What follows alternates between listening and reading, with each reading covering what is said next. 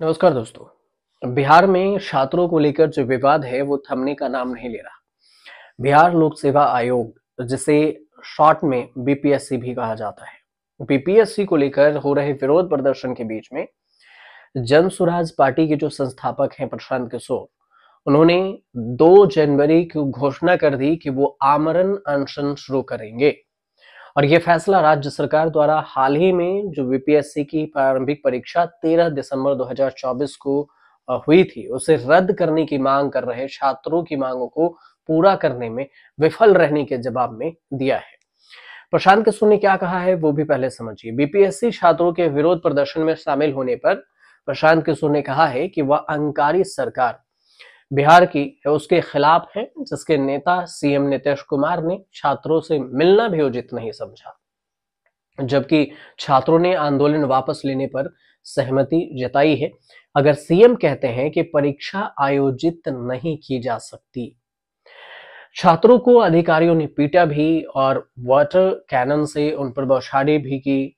बहुत सारे विरोध भी हुए। उन्होंने कहा कि जैसे हमारे जैसे लोगों के लिए केवल एक ही रास्ता है, इसलिए मैं अनिश्चितकालीन भूख हड़ताल कर रहा हूं। प्रशांत किशोर ने यह भी घोषणा किया कि ऐतिहासिक गांधी मैदान में ही करेंगे, जो उस स्थान से कुछ किलोमीटर दूर है जहां कई नाराज जो अभ्यर्थी हैं लगभग 2 सप्ताह से 24 घंटे विरोध प्रदर्शन कर रहे हैं।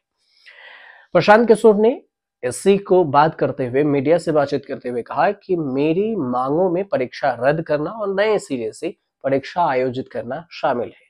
मैं उन भ्रष्ट अधिकारियों के खिलाफ भी कार्रवाई की मांग करता हूं, जिन्होंने कथित तौर पर परीक्षाओं के जरिए भरे जाने वाले पदों को बेच दिया है।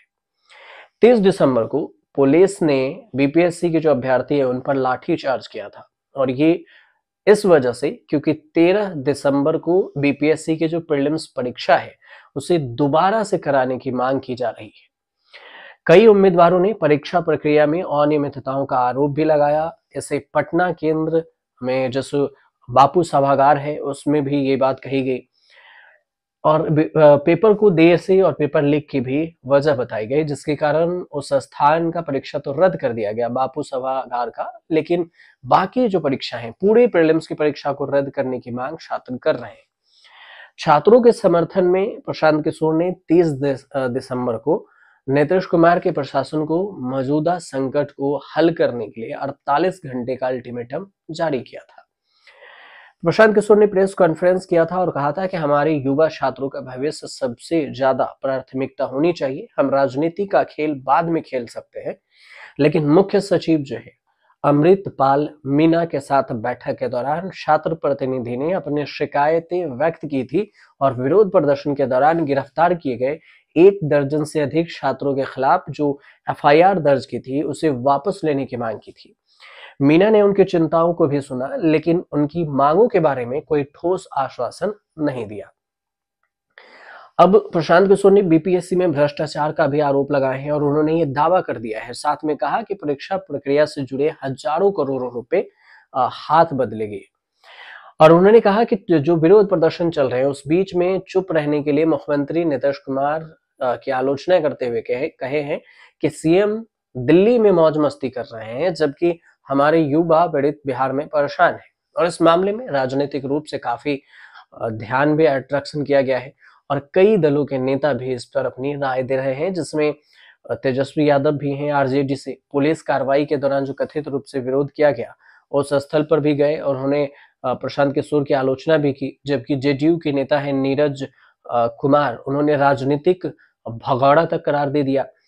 कांग्रेस के अध्यक्ष मल्लिकार्जुन खड़गे, उन्होंने छात्रों के खिलाफ पुलिस की कार्रवाई की निंदा भी की और बीजेपी पर पेपर लीक माफिया को बढ़ावा देने का आरोप भी लगाया, जो युवाओं के भविष्य को खतरे में डालता है। फिलहाल जो बीपीएससी को लेकर जो विरोध प्रदर्शन था वो विरोध प्रदर्शन अभी रुके नहीं है। हाँ, पटना बापू सभागार में 4 जनवरी को परीक्षा होनी है।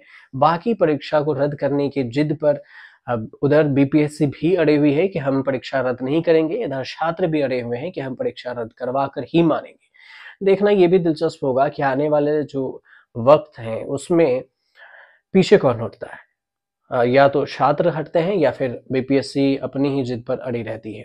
फिलहाल आपको जानकारी कुछ आती है तो हम आपको जरूर बताएंगे। आपको जानकारी ये सही लगी हो तो चैनल को सब्सक्राइब कीजिएगा, शेयर कीजिएगा, कमेंट कीजिएगा।